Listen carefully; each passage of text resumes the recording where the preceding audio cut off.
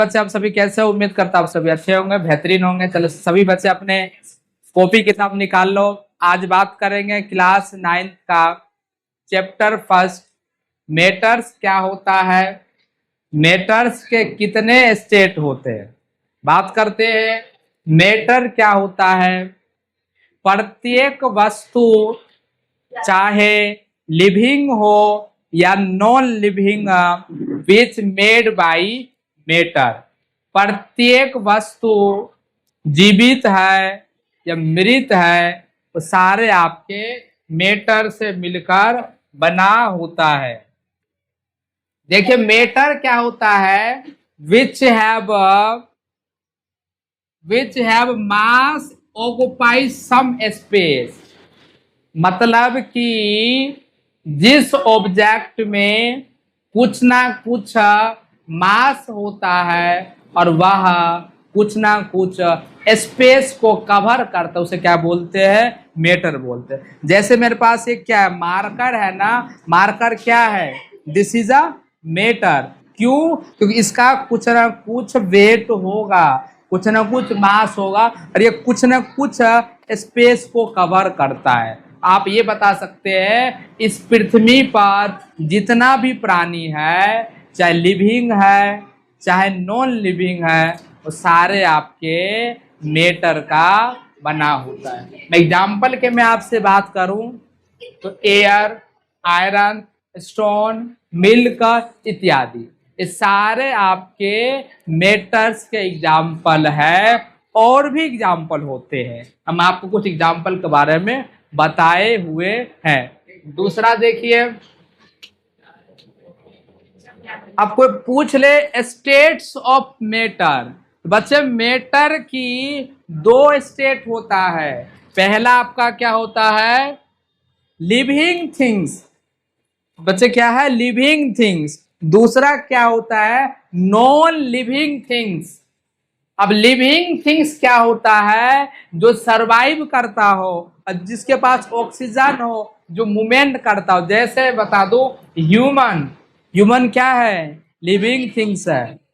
Plants क्या है? Living things है। और बच्चे एनिमल्स क्या है? ये सारे लिविंग थिंग्स है। क्यों लिविंग थिंग्स है? We have take oxygen, we can transport, that is called, this is a living things.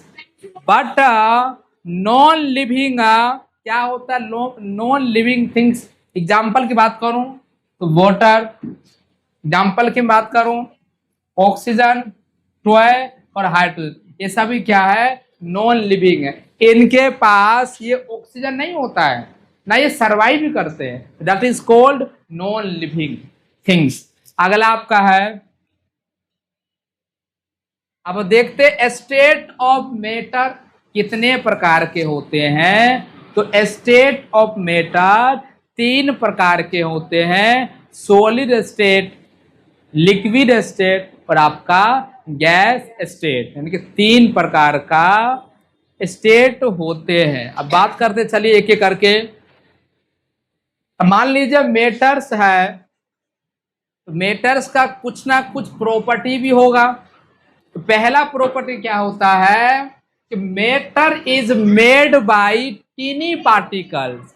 सारे मेटर टीनी पार्टिकल्स के, बहुत ही छोटे छोटे पार्टिकल्स का ग्रुप होता है। दूसरा, particles of matter have space between them. और उनमें क्या होता है बच्चे? पार्टिकल्स में स्पेस होता है और प्रत्येक पार्टिकल्स अंदर क्या होता है? मास होता है।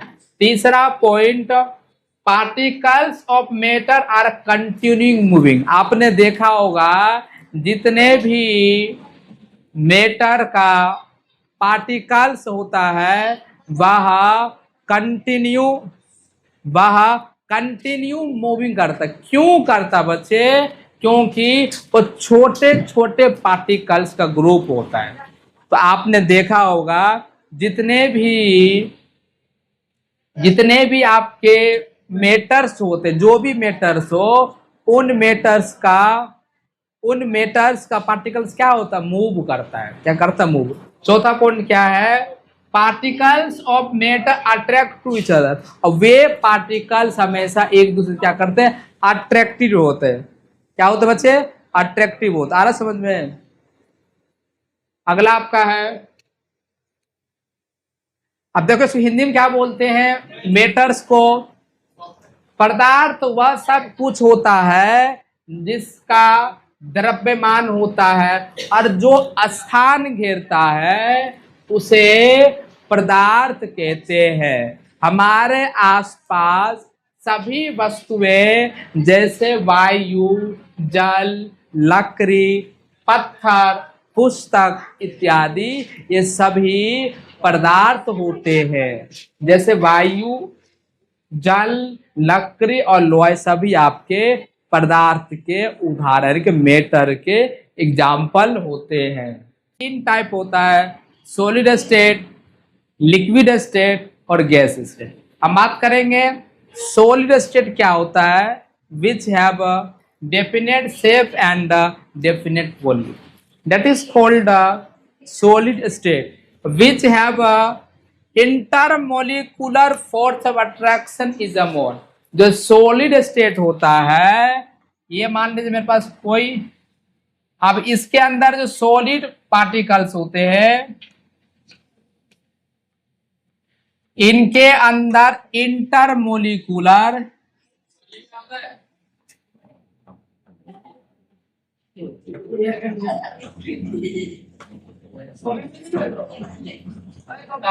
अब इंटरमोलिकुलर फोर्स क्या होता है, तो इंटरमोलिकुलर फोर्स एक ऐसी फोर्स होती है जो किसी पार्टिकल्स के बीच में अट्रैक्ट करता है। This is when two particles will be attract, will closely attract. इनको जो क्लोज से बांध रखा है, क्यों, due to presence of intermolecular force. तो in this case solid which have more intermolecular force of attraction between two particle।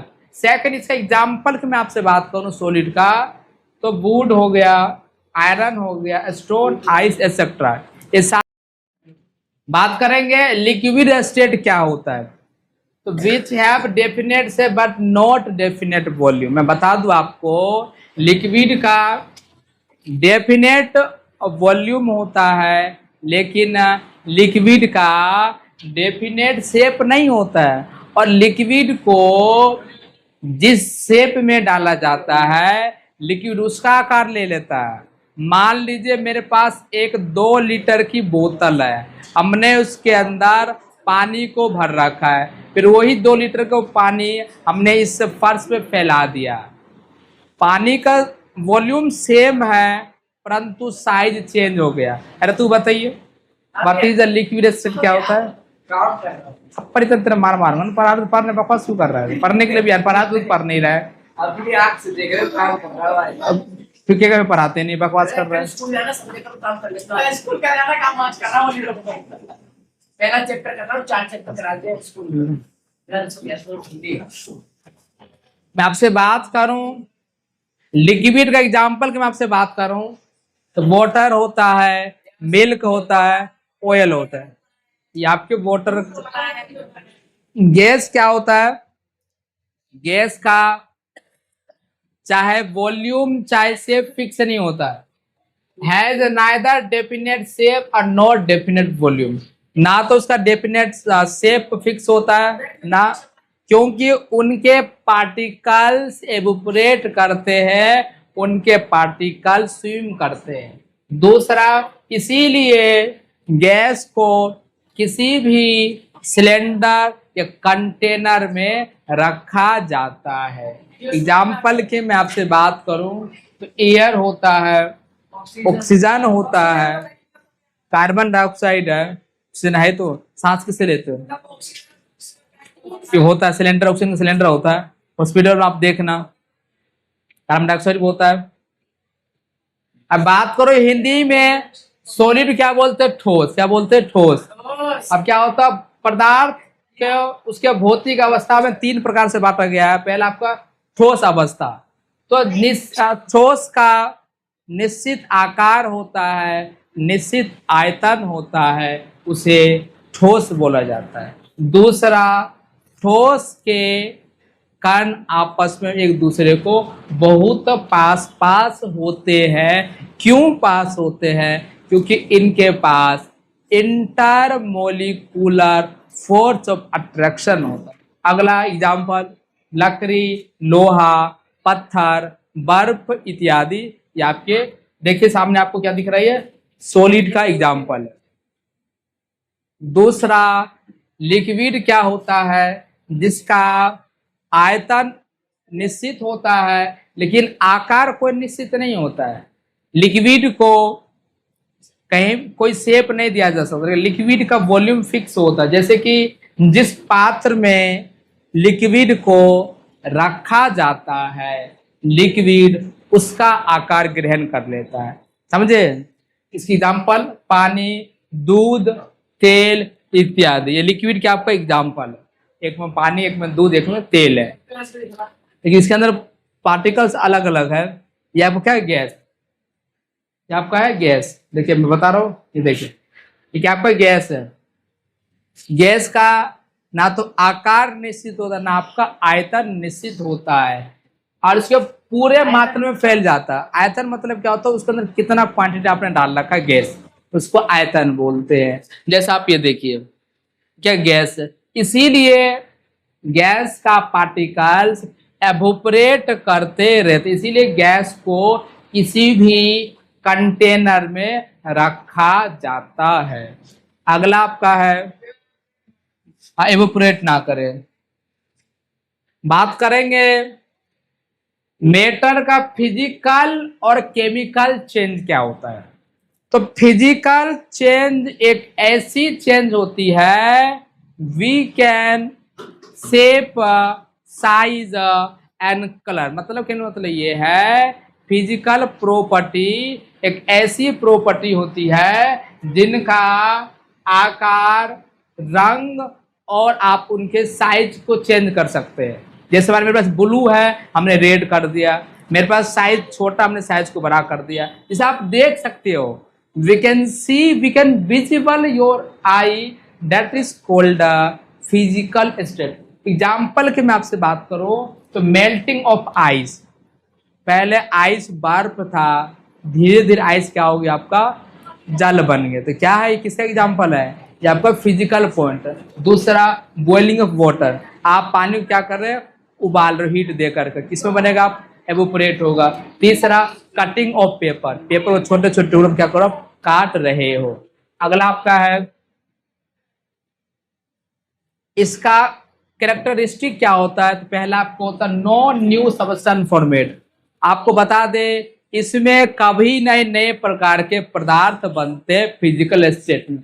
दूसरा, usually reversible. ये रिवर्सिबल हो सकता है। जैसे कि पानी है, पानी को गर्म करो भाप बन जाएगा, बर्फ को पिघलाओगे तो पानी बन जाएगा। तो ये क्या होता है? एक प्रकार का रिवर्सिबल प्रोसेस होता है। क्या होता है? रिवर्सिबल प्रोसेस होता है। तीसरा, ओनली फिजिकल प्रॉपर्टी चेंज। केवल फिजिकल प्रॉपर्टी को आप चेंज कर सकते हो। अगला आपका है, हिंदी ऐसे ही है।